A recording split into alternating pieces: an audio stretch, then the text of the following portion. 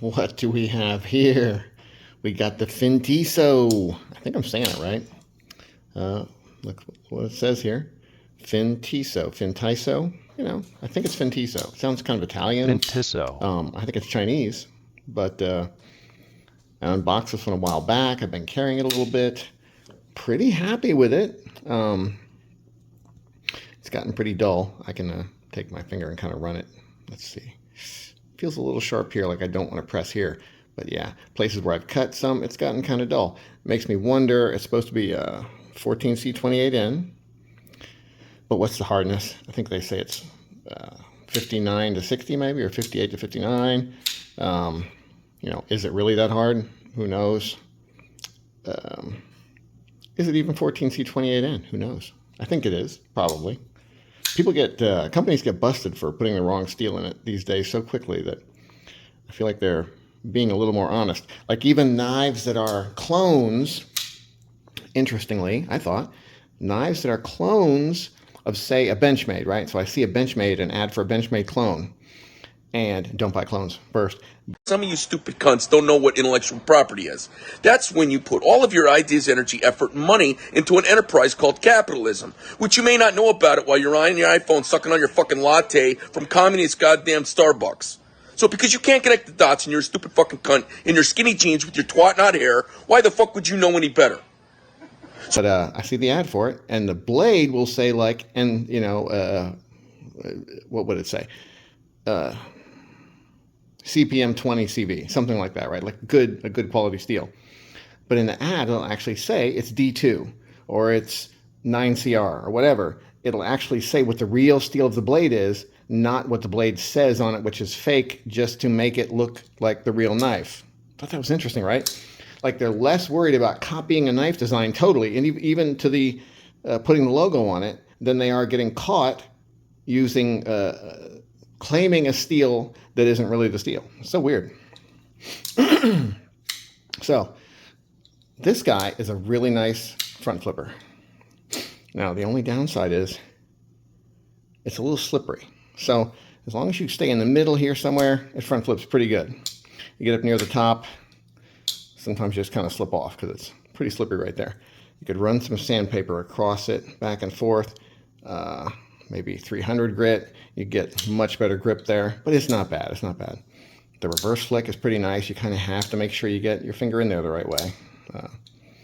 Thumb flick is actually right there too. Pretty light detent on it. Let's see. Can we flick it out? Yeah, it's not easy. It's not easy to flick out. So I would call it still a fairly light detent, but on the medium side of light. So, you know, not bad. Pocket clip is too long. We're going to trim this guy. We're going to cut this pocket clip right about here and bend it down so that, and then bend it back up so it has the more standard, let's see. Shoot, I don't have one handy. Well, you know what I'm talking about. I'll show a picture of it up here. The kind of standard bent clip that is, you know, works the best. So we're going to do that. Look at this thing. Apparently, that is cubic zirconia. So not just a rhinestone, an actual, you know, fake diamond. So I don't know what's up with that, man. It makes it look kind of fancy, makes it look kind of nice. And look at this area here. Kind of an inset gear-shaped cut around the pivot bolts. It's pretty cool. And I love their little 3D logo there. It's very cool. That little inset place makes it really nice to grab for draw cuts. It's like a little place for your thumb and for your index finger to sit. It's pretty nice. If you see, the spine of the blade is actually really nicely rounded. If I can get this fucker to focus. So, you know, they polished and rounded the spine of the blade, but unfortunately they also did it to the jimping, which didn't need that. But I mean, you know, look at that swedge cut right there. Really nice. It's a really cool knife. It could be a little more drop shutty. Oh, you know what I was thinking? We would try my little trick. I just put some oil. That's another trick you can do, is just put some oil right there on that detent ball. You see the detent ball shining right there? Well, that's the part that rubs on the blade and makes it not be drop shutty, you know. So Put a little oil on that, and it sometimes will make it be a little more drop shutty. This one's kind of close, you know, so I was going to do my trick and see if we can get it to be a little more drop shutty. And the trick is, I've showed this before. So with a liner lock, you have this space between the lock bar and the liner.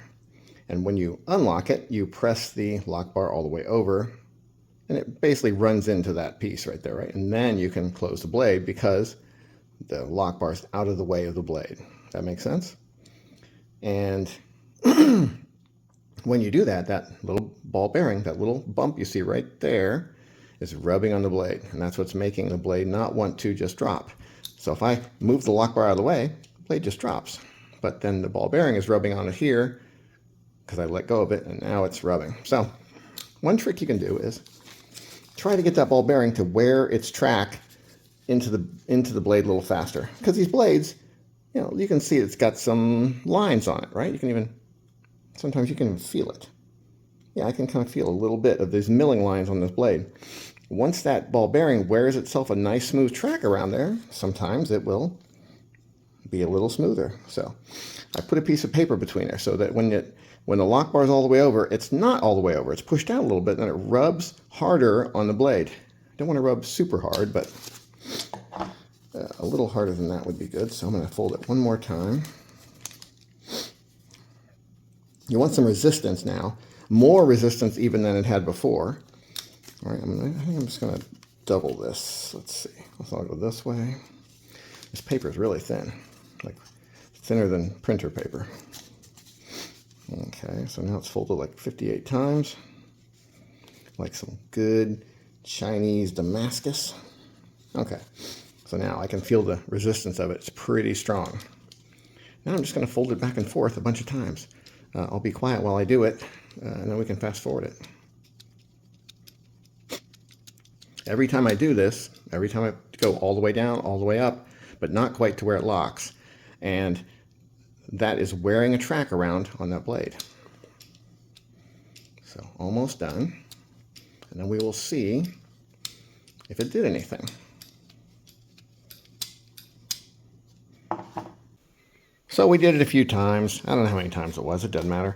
And now there's probably some kind of little bit of metal gunk in there from kind of wearing like that. And so we'll put another little bit of oil in it and then move it around a few times. And that will hopefully clear up any little dust pieces or whatever. And then we'll see if it does any better. If it's a little more drop shutty. Shoot, I got oil on my fingers. Okay, so I'm moving it back and forth a few times. Is it more drop shutty? No, right about the same.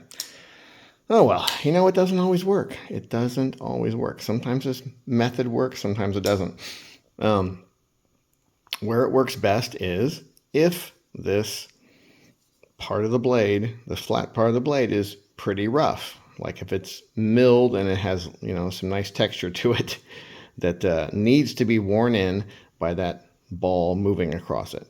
This one, you know, I said I could feel it, but man, it's not a lot. It's just a very, very tiny bit of feeling to it. So it's probably pretty much worn in as much as it's going to be worn in, and that's as drop shutty as it's going to be.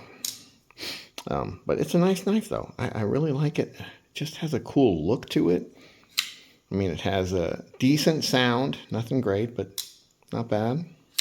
It has a freaking diamond, okay? It has a diamond. How cool is that?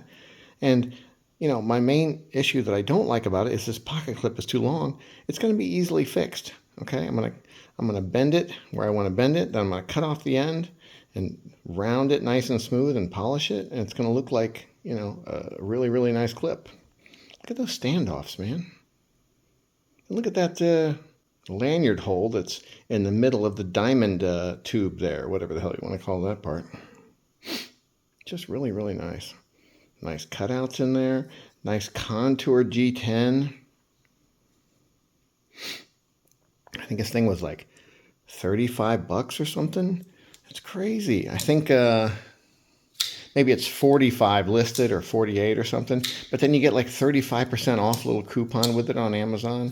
Maybe I'll put it in the description down below so you guys can grab one if you feel like it. Yeah, it's pretty nice, man. Pretty nice little knife. Yeah, like I said, it's not the sliciest. You know, I wonder if that edge they put on it from the factory is kind of obtuse, a little bit too fat of an edge, like a, you know, like a 22, 25 degree edge or something. And if I lay it back a little bit, maybe it'll hold its edge a little longer, because it didn't hold its edge a long time. Probably 5 or 6 boxes opened, maybe cut a zip tie or two with it, you know, and it's you know, dull enough to need a sharpening now. Let's see. Oh, wait, what the hell? Okay, yeah. All right, yeah. So down at the bottom half is pretty dull. That's just ripping paper, okay? But the top half, it's kind of, I don't use that area as much. It's a little sharper, but man, it's still, if you cut fast, you can kind of get the top end to cut still good, but it's dull. It's dull enough to need sharpening now. But I really like it. I think it's a really cool knife. I'm going to have to try some of their other stuff. Do I have one other one? Yeah, I don't know. But I like it. It's really cool. The Fintiso doesn't really have a name. Folding pocket survival knife. Folding pocket survival knife. Probably some bullshit like that with a diamond. Have a nice day.